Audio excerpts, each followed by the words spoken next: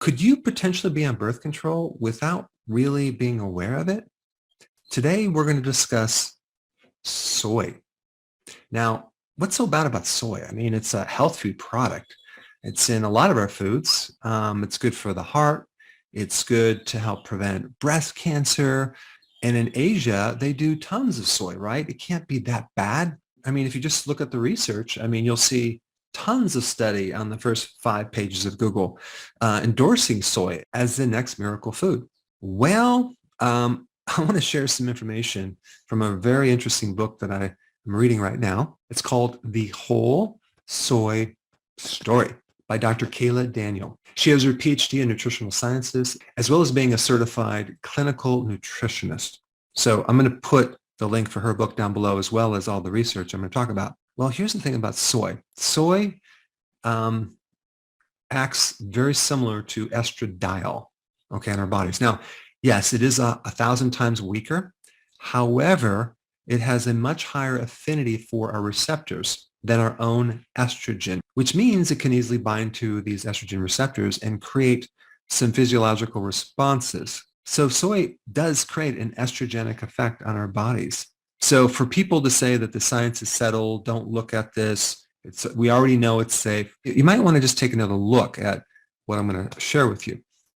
Now, as far as in Asia, it is true that they consume maybe more soy. However, it's used as a condiment. It's not used as their main food. And it's usually always in the form of a fermented soy product, natto, miso, tofu. And they don't actually use the form of soy that we use in America, like soy protein isolates, hydrolyzed soy proteins, and the highly refined soy oil, which is in, oh my gosh, it's in hummus, it's in salad dressing, it's in a lot of your foods. It's actually even in oatmeal. They put it in sodas. I mean, it is like all over our foods. Now, it is true that the Japanese have a lower rate of breast cancer. However, they have a higher rate of other cancers that Americans don't have. So if you really look at the research on soy, there's a lot of mixed conclusions, mainly based on who's sponsoring the study. So let's just go through this. 1994, there was an article written by the American Dietetic Association that stated that women trying to conceive should avoid excessive soy, and they recommended having less than 60 grams a day.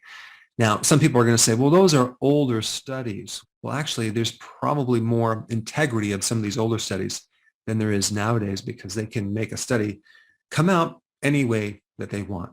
Now, if you look at the physiology, and this was done in animal studies, soy can give an estrogenic effect that can greatly affect follicle-stimulating hormone as well as luteinizing hormone. These are the two hormones that are sent from the pituitary down to your gonads, and they regulate estrogen, progesterone, and testosterone.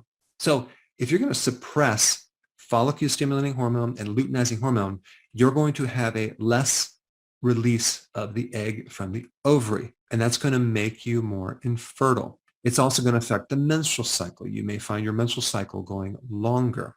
You may find your menstrual cycle actually not even occurring. In another study, which I'll put down below, in the thumbnail sketch, the study said that there was a less probability of giving birth. In a male study, there was shown to be lower sperm count, decreased erections, decreased libido, hot flashes, increase in breast tissue in male bodies, nipple discharge, and lowered testosterone. I mean, if you think about who consumes the most soy on a regular basis, it's in the monasteries. The monks in the monasteries consume a tremendous amount of soy. And I think the reason they do it is because it helps curb libido. Now, the other thing that's interesting, and it's hard to find data on this topic, is that 70% of all the soy grown is used in animal feeds. So who knows what that's doing to our animals? I know it's in dog food, it's in cat food, it's actually even in fish food. And the reason I'm talking about that is because we have animals now on my farm, and it's very difficult to find feed that is soy-free. Now, the most problematic thing that I see with soy is in the soy-based infant formulas. So you're going to give soy to an infant. The amount of soy that you're going to expose this infant to is between 6 to 9 milligrams per kilogram of weight per day. So there's been links to higher body weight. I mean, estrogen is an anabolic hormone. It makes things get bigger. And in some of these infant formulas, there's an equivalent estrogen, if you compare their body weight to an adult, of taking roughly 3 to 5 birth control pills a day. Not to mention, a lot of these infants have allergies to soy and digestive issues. And as far as the quality of protein, it's not the best quality. This is why it's so important to encourage a mother to breastfeed.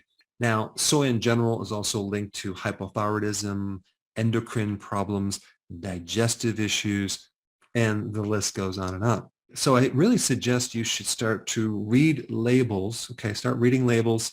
Even when you get hummus, right? When the first ingredient is soy oil, try to find a dressing with other oils than soy oil or corn oil. Unfortunately, most of the soy out there is GMO. And I think globally, we're in this huge experiment of soy. Many of these problematic ingredients show up years later. So I think it's really important to see the other side of soy, look at the pros and the cons, and then decide for yourself. Now, if you have not seen my video on estrogen dominance, I'm going to put it up right here.